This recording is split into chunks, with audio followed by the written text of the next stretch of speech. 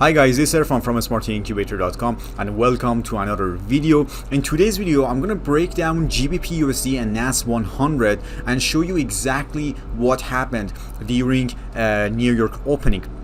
And this is the time that I always trade. It's gonna be it's always my 6 in the morning, which is 8 a.m. Eastern Standard Time, and this is exactly when New York market opens. New York session, and so many interesting things happen usually after 20 minutes when the market opens. I want to break it down for you, show you exactly what happened. But before that, let's take a look at Goldie Incubator and the results that it actually, the trades that it took last night and the profits it made in the last 24 hours during London session. And as you can see, this is our brand new account, and we literally installed this account in March 7th, and today's date is March 10th, and we've gained over almost 19% profit in 4 days. And as you can see, it's 189 Canadian dollars. So and I can also show you my VPS account. This is my VPS account, and you can see here in account history today's date, March 10th, and these are all the trades that this robot took in the past 24 hours, which is absolutely crazy. So March 10th, almost 7 to 10 trades on a daily basis, and these are all the trades that it took. As you can see, some long positions here, some short positions here. It literally took every single movement until it hits the TP or the daily target. So for example, this robot can identify the balance that you have, the amount of money that you have in your account, and it sets a specific target for that on a daily basis, the maximum drawdown and the maximum profit. It's not gonna over leverage, or I would say it's not going to over trade to just make you more profits. It's going to be on a very, very strict schedule and time frame, and also plan. And this is exactly what it did. And by the way, if you want to grab your license, go check out Incubator.com. You can try it for 7 days for free. So far, it's 7 days. I don't know whether I'm going to change it later or not, but right now we can take advantage of it and try it for 7 days for free. And then after that, send us an email. We'll manually activate your account. So let's get into GBPUSD. I want to show you some replay and show you exactly what happened exactly at 8 in the morning. I always do a replay at 8 a.m. when the market opens, because this is exactly where when I'm personally trading. But right now I'm not really actively trading since I'm using Goldie Incubator. But sometimes, if I want to flip accounts, and if I want to, take a new challenge on FTM or something like that, then I get involved in manual trading. But for GBPUSD, on a 5-minute time frame, as you can see, we can see some sort of consolidation here. It's up and down, up and down, up and down, but I'm going to be more biased towards taking a long position, since we have a very strong breakout structure right here and a high probability order block from here to here. So this is a high probability order block. See, because of this huge spike, the next candle never tapped into the zone. If you don't know the definition of supply and demand, or the fancy name is order block, I highly recommend you to watch my other videos, especially the first video on my channel that shows you everything about high probability order blocks, supply and demand zones, or smart money concepts. It's the fanciest name for that. So in this case, because I know that we have this breakout structure, it broke this swing high here. I'm waiting for the price to tap into this zone, and then I take my long position. If it breaks through this demand zone, then I'm going to change my bias and then take a short position. But I need to wait longer, because we had a breakout structure here, so I need to wait for this breakout structure and this breakout structure until I change my bias towards that. So I was waiting for a price, and then I noticed that it literally tapped into this area, see, and then it gave us this beautiful green candle here. And then I took my position here, put my stop loss right here, I think it was right here, and then my TP, it was somewhere around here. So it was a 1-to-1 trade, and after that, as you can see, it just blasted through my TP, and it was a very good 1-to-1 risk to reward ratio trade. You can also put your stop loss here, and this is what I personally recommend to do, because most of the times what happens is that probably just play around in this area, and then it just shoots towards your TP, so it's not worth getting stopped out not by not putting your stop loss underneath the order block. Some people put it underneath the candle, but I personally recommend to put it underneath the order block or above the order block if you're selling the market. But right now, if I put it underneath, it's gonna be almost 1-to-1. It's 0.9. It's gonna be almost 1-to-1 risk reward ratio trade, but the accuracy is gonna be way better, and it's actually almost 1-to-1, almost 1-to-1. But you know, if I put it here and then I take my trade all the way to here, it's gonna be 1-to-1 risk reward ratio trade. But you know, it's kind of close to that. At least you're protecting your balance and you're taking a 1-to-1 trade easily.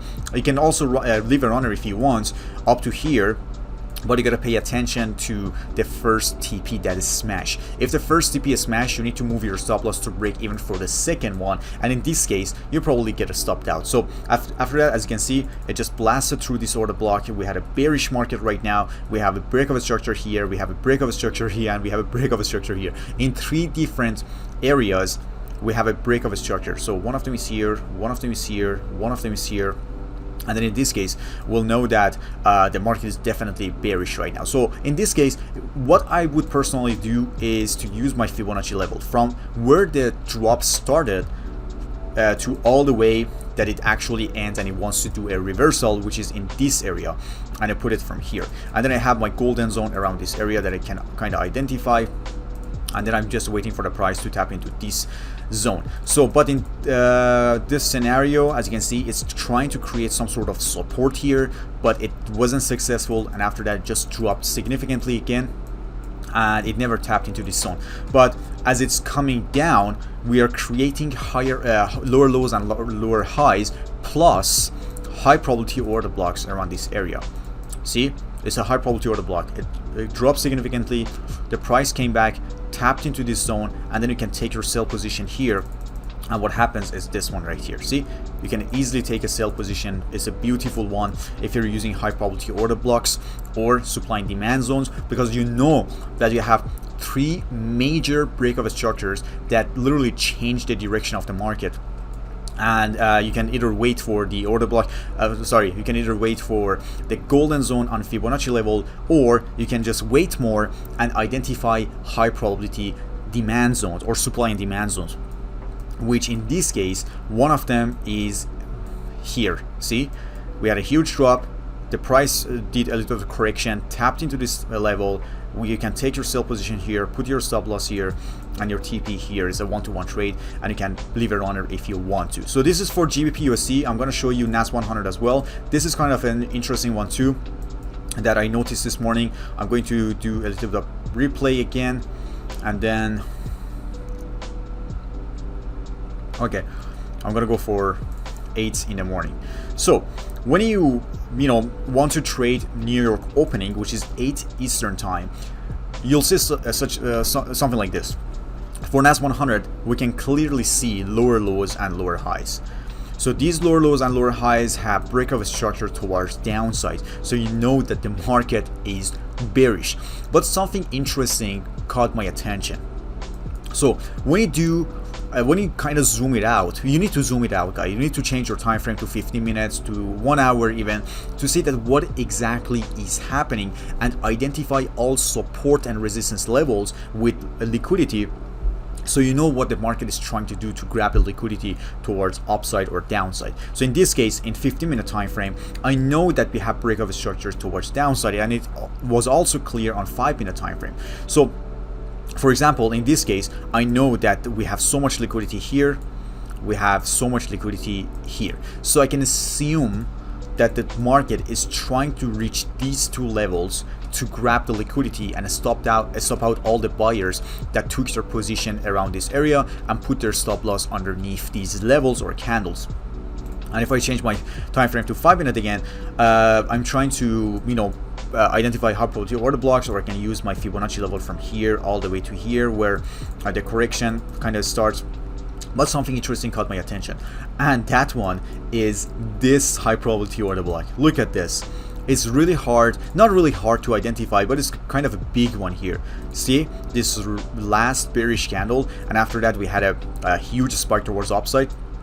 So in this case, there's a little bit of gap here. This is a low probability order block, guys. It's not a high probability order block, but at the same time, it's not invalid. It's just a low probability, but it doesn't mean it won't work. Sometimes it will. And how did I know that it's a low probability order block? Because of this. Because after this bearish engulfing bearish candle that we had here, the next candle literally, closed above the previous candle. So that's really obvious. But after that, the candle after this bullish engulfing candle opened inside this zone. So there's no gap between this zone and the next candle that formed after this bullish engulfing candle. I hope it makes sense. If there was a gap, then it would have made it a high probability order block, but in this case it's a low probability order block, but it's not invalid. And if I kind of extend it towards this way, then you see that, so first of all, it didn't tap into our golden zone, and it's just kind of playing around. See what happened? It respected this high probability order block, and you could take your buy position from this candle and putting your stop loss here and your TP here, and it would be a really good risk to reward ratio trade. It would be awesome. And we have a breakout structure here as well. So that was crazy. That was a crazy trade.